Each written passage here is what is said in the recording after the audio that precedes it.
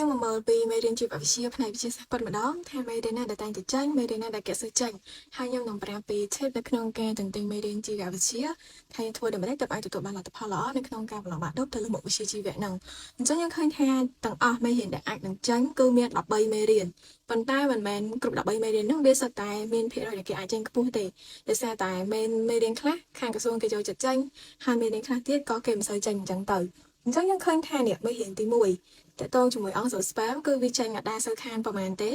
จังนั้นไปเดี๋ยวจะประดามไม่เห็นชีวิตที่ดับปีมั้งไม่เรียนในยืนตรึงติงมันแก่คือแต่ต้องจมูกหนึ่งอ่างสูสเปมเพื่อให้ไม่เรียนอ่างสูสเปมคือชีไม่เรียนที่ไม่เรียนเธอเรียนแถมวิจัยเปิดจิมโนสเปมเกี่ยวเรียนตีให้ยังเคยให้เกมีนจังปีนึงปีติปีชนะปีปอนดับบนมาละฮอดแล้วชนะปีปอนดับไพ่ปีเวียตำแต่คันจังปีปอนดับไพ่ใบปีปอนไพ่บ้วนให้ชนะปีปอนดับไพ่แรกโดยจีอาจเคยมีจังแต่ไม่เห็นตีปีคือแต่ตอนนึงไม่เรียนดำรงประสาทไม่ได้นำเรือประสาทไม่เรียนสไลดิ้งวิญญาณให้น้องไม่ได้น้องดูกรีนนี่คือสไตล์เมียนสำนวนชราญต่างอ่ะจังจมพูใบไม่เรียนนี่วิสัยจะปลูกตัวมวยขึ้นhaiใบยังกระเตอไม่เรียนน้องคือจีไม่เรียนได้วิสัยตาประบานติงได้สร้างสำนวนวิชราญhaiจำหน่ายวิกวางวางเตียดจังจมพูเหอใบไม่เห็นน้องคือยังอาจใจไปชราญไปได้อยู่จับดำติงไม่เห็นต่างใบนังhai được đồng đờiประสาทด้วยhiệnติดจิงเก๋ขนมจะนางใบไม่เห็นนังบาสไลดิ้งวิญญาณนี่ไปเฉินจิงเก๋ได้สร้างดังไอ้สไลดิ้งวิญญาณมันเยอะคือเมียนแผงให้ทอมติดยังเติมติงหลบอัดปีในมวยหนึ่งเตี้ยจังถั่วอ้อยไม่เห็นสไลดิ้งวิญญาณน้องวิเมียนสำนวนจานจิงเก๋โดยเชียงรอยสำนวนเบอร์ไม่ได้น้องโดยกรีนนี่ก็จังได้ห้ายังเคยแท้แต่ใบไม่เรียนคือสไตล์แก่อาซาจิงเด็กนี่จีไปซะคือไม่ได้นำเดินประสาทเกมีนใจมาละฮอตเขาดัชแนมปีปอนไผ่บุญบาไม่ได้สไลดิ้งวิญญาณนี่เห็นจังติดจิงเก๋ในขนมจะหนาวไม่เรียนแต่งใบไม่เรียนอังโดกรีนี่ก็เกยจะจัดจังได้จังใบยังอะไรมาเตอร์แทนไม่เห็นไหนเด็กเกยจะจัดจังประตอบขี้ม้าคือตีมวยคืออังสูสเปมตีปีคือแต่ต้องจมูกน้องเราประสาทให้ตีใบอังโดกรีนี่ก็เกมใส่เจ้าประมาณได้สไลดิ้งวิญญาณนี่ก็เกยอังหนึ่งจังมาชนะบัดมาชนะให้จังชนะคอยติดจังเตอร์ไปต่อมาที่คือยังเมียนไม่เห็นนี่คืออาศิอาเมนเน่ปีเมียนจังแต่ปีชนะไม่คือชนะปีปอนดับแพ้ให้นั่งปีปอนดับไพ่บุญปีปอนไพ่แพ้ยังบัดมาได้กลุ่มวิญญาณได้ยังทั่วถึงก็ยังบัดปีปอนไพ่แพ้มากเกินแต่แซ่แต่ខាងក្រសួងគេតមានចេញជាផ្លូវការថាវិញ្ញាសាហ្នឹងបានចេញក្នុងឆ្នាំ2025ក៏អត់មាន release អត្រាកំណៃជាផ្លូវការដែរអញ្ចឹងខ្ញុំអត់បានយកមកដាក់ចូលទេហើយបើសម្រាប់អ្នកដែលគាត់ចង់បានឆ្នាំ2025ហ្នឹងទៅរកខ្លួនឯងទៅហើយបើរកបានក៏ខ្ញុំផងថាទៅរកនៅណាព្រោះថាមានគ្នាយើងសួរថាដែលខ្ញុំអត់ដាក់ឆ្នាំ2025មកអញ្ចឹងខ្ញុំអត់ដាក់មកដោយសារតែ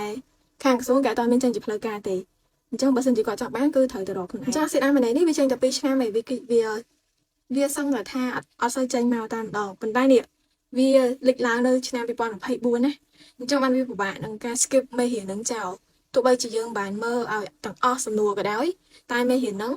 អត់គួរម្ដងទេព្រោះថាយើងពិបាកនឹងព្យាករទុកជាមុនណាថាមេរៀននឹងគេនឹងចេញអត់ព្រោះថាយើងឃើញនេះតាំងពី2015រហូតមកដល់2023អាសិទ្ធិអាមេនេះនឹងអត់ដែរចេញទេស្រាប់តែវាលេចឡើងនៅក្នុងឆ្នាំ2024អញ្ចឹងអាហ្នឹងជាការរំលឹកដល់ខ្លួនឯងមួយដែរថាមេរៀនហ្នឹងគេមិនដែរចេញប៉ុន្តែវាអាចលេចឡើងដូចឆ្នាំដែលយើងប្រឡងក៏ថាបានហើយមេរៀនប្រូតេអ៊ីននេះវាមានចេញឆ្នាំ2014 21 22មេរៀនអង់គ្លេសគឺចេញឆ្នាំ2016 17 19 21ហើយ ADN ហើយនឹង ANM នេះចំពោះមេរៀនពេលគេចេញសំណួរគឺអាចនឹងអត់ចេញឆ្នាំនេះហើយគេចេញឆ្នាំក្រោយចេញឆ្នាំក្រោយទៅចឹងទៅប៉ុន្តែដាច់ខាតលំហាត់នៅពេលដែលគេប្រឡងបាក់ឌុបគេដឹងតែដាក់លំហាត់ពីរនឹងមកហើយតោះតែឆ្នាំ2025ទេខ្ញុំបានមើលវិញ្ញាសាមុនពេលក្រសួងពមៀនឲ្យលុបទៅវិញគឺសំណួរបាន60បន្ទុកហើយលំហាត់គេដាក់មកតែមួយគត់ខ្ញុំអត់ច្បាស់ថាដាក់ ADN ឬក៏ ANM ពេលនឹងបានមើល detail ដែរដឹងថាគេចេញសំណួរតែមួយទេបាន5 10ហើយចេញលំហាត់តែមួយទេបាន5 10ហើយសំណួរឲ្យ60អញ្ចឹងឆ្នាំ2025នេះវាប្លែកដោយសារគេចេញលំហាត់តែមួយតាំងពី2014មកចេញលំហាត់2រហូតគូ ADN មួយ ANM នឹងគឺចេញតែឆ្នាំ2025គឺចេញលំហាត់តែមួយហើយសំណួរបាន60មេរៀនទី10តទៅនឹងបច្ចេកវិទ្យាជីវៈនេះអត់ធំឡងទេដោយសារតែគេអាចនឹងចេញឆ្នាំ2026ដោយសារវាខានចេញយូរដែរតាំងពី2023មកឃើញវាចេញទ្រឹស្ដី Darwin នេះអា3មេរៀនចុងក្រោយនេះគឺអត់សូវមានចេញសោះបើទ្រឹស្ដី Darwin នេះគឺដែរចេញតែម្ដងបើផុសតាំងនៃការវិវត្តនេះមានចេញម្ដង2017ហើយតទៅនឹងកំណត់ត្រា fossil នេះវាអាសាចេញជាងគេហើយអាមេរៀនទី11ទី12ទី13នេះគឺកំណត់ត្រា fossil ហ្នឹងគឺគេអាសាចេញជាងគេ2015 19ហើយនឹង22ចឹងបើខ្ញុំឲ្យអ្នកនរគ្នាត្រូវមើលមេរៀនណាមុនគេគឺចាប់ដើមចេញមកពីអង្គសូស្ប៉ាមចូលមកតម្រូវប្រាសាទសរីរាង្គវិញ្ញាណអង្គដូក្រិនបន្ទាប់មកគូមើលអាណាទៀតគូមើល3មេរៀននេះមេរៀនទី8ទី9ហើយនិងទី10អញ្ចឹងយើងទិញមេរៀនទី1ទី2ទី3ទី4ទី8ទី9ហើយនិងទី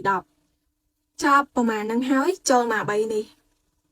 ហើយមេរៀនទី11ទី12ទី13គឺចាំតន្ទិញក្រោយគេបើយើងនៅសល់ពេលដោយសារតែ3មេរៀនទី11 12 13ហ្នឹងលទ្ធភាពដែលវាអាចចេញមួយសំណួរទេក្នុងចំណោម3មេរៀនហ្នឹងអាចចេញបានមួយសំណួរហើយគេមិនសូវជាចេញទៀតអញ្ចឹងបើយើងថាគួរតែ prioritize មេរៀនណាសំខាន់4មេរៀនខាងមុខនេះគឺត្រូវតែ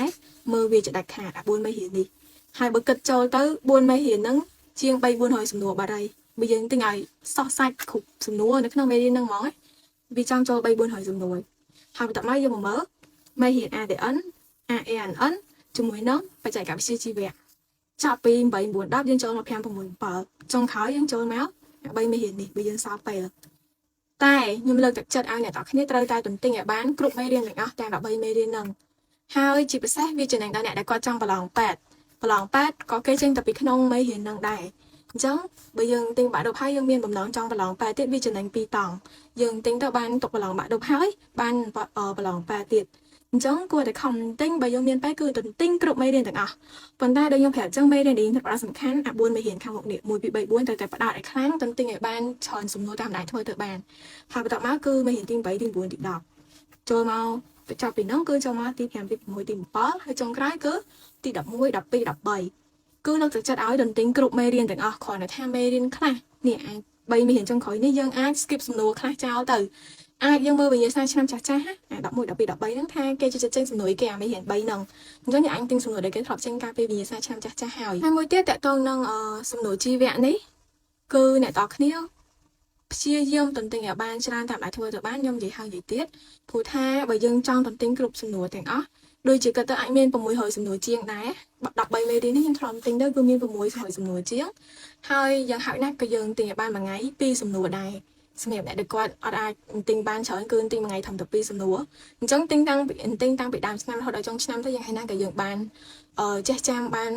600សំណួរដែរមែនទេពីខែ11រហូតដល់ខែ8យើងអាចមានពេល8 9ខែដែរអញ្ចឹងយើងអាចទិញបាន5 600សំណួរដែរបើមិនជាយើងទិញមួយថ្ងៃ2សំណួរ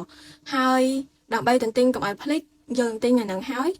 ដល់ពេលថ្ងៃស្អែកឡើងមុននឹង start ទន្ទិញសំណួរថ្មីយើងរំលឹកសំណួរចាស់ចាស់ហ្នឹងមកវិញនិយាយទៅយើងរំលឹកមករហូតហើយទន្ទិញឲ្យចប់មួយមេរៀនសិនចាំចូលទៅមួយមេរៀនទៀតអត់មាននឹកឃើញថ្ងៃហ្នឹងចង់ទិញអង្គសរ spam ហើយស្អែកឡើងមកទិញតម្រូវភាសាទេអត់ទេគឺព្យាយាមទន្ទិញមកសំណួរមួយមេរៀនឲ្យអស់សំណួរវាឲ្យអស់សិនណាចាំយើងចូលទៅមេរៀនបន្តទៀតទន្ទិញឲ្យអស់ក្នុងមេរៀននីមួយៗសិនចាំយើងចាប់ពីអង្គសរ spam ទន្ទិញមេរៀនក្នុងសំណួរអង្គសរ spam អស់ហើយចាំមកតម្រូវភាសាទិញក្នុងតម្រូវភាសានឹងអស់ហើយចាំចូលមកសេរីវិញ្ញាណអត់មានទៅនឹកឃើញថ្ងៃនេះចង់ទិញអានេះនឹកឃើញចង់ទិញអានោះហេទិញចឹងក៏ទិញទៅប៉ុន្តែវាមិនសូវមានប្រសិទ្ធភាពទេអញ្ចឹងជាការល្អគឺយើងទន្ទិញមួយមេរៀនឲ្យចប់ឲ្យគ្រប់សំណួរអស់ហើយចាំចូលទៅមេរៀនថ្មីទៀតហើយចំពោះការធ្វើលំហាត់គឺយើងអាចផ្ដោតសំខាន់ដែរប៉ុន្តែខ្ញុំឃើញថាលំហាត់ជីវវិទ្យាថ្នាក់ទី12វាមាន2មេរៀននេះដែលត្រូវចេញអត់លំបាកទេនិយាយទៅលំហាត់គេដាក់មកឲ្យយើងងាយយកបន្ទុកមែនតើអញ្ចឹងបើគេដាក់មកឲ្យយើងមាន2លំហាត់យើងចំណេញបាន30បាត់ដែរព្រោះថាលំហាត់ ADN ហើយនិង AAN នេះគឺលំហាត់សតទៅស្រួលយើងឃើញបាក់ឌុបគេចេញមកពេលដែលយើងធ្វើនៅក្នុងថ្នាក់អាចស្រួលជាងលំហាត់បាក់ឌុបនឹងឆ្ងាយលំហាត់បាក់ឌុបដាក់មកគឺស្រួលយកបន្ទុកផ្នែកជីវៈហើយអីដែលពិបាកគឺសំណួរយើងអត់ដឹងថាគេចេញមកពីសំណួរណាមួយទេហើយមេរៀនគឺគេចេញឆ្លាស់គ្នារហូតអញ្ចឹងដូចខ្ញុំ advice ហើយគឺយើងត្រូវតែទន្ទិញឲ្យគ្រប់ឆ្នាំឲ្យគ្រប់មេរៀនទាំងអស់ហើយក៏ complete ទៅមើលវិញ្ញាសាឆ្នាំចាស់ចាស់ថាគេអាសាចេញមេរៀនអាសាចេញសំណួរណាដើម្បីយើងផ្ដោតខ្លាំងថាសំណួរនោះវាអាចយកមកចេញម្ដងទៀតដែរនៅក្នុងឆ្នាំដែលយើងប្រឡង